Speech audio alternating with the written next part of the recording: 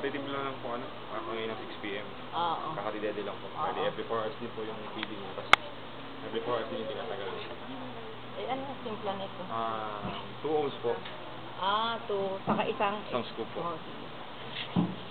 Mapa, Ano daw ang dede, every 4 hours. Ano oras na ba ngayon? Sige, kalmahan dede. Ano lang? yung asawang ano na. Sige.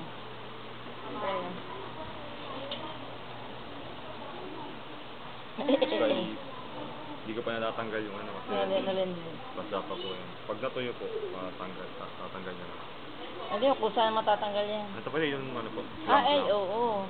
Yung sakit niyan. Hindi, ano naman po yun. Ano naman po. Pag tuyo na. Or pag tuyo na, pag bago palabas, tatanggal na lang po sa niya. Sige. Paano lang po ng alcohol twice a day po. Anong alcohol? Agwad yun, diba? 70%. Sige. Okay na po. Salamat. Sige, yan natin dito.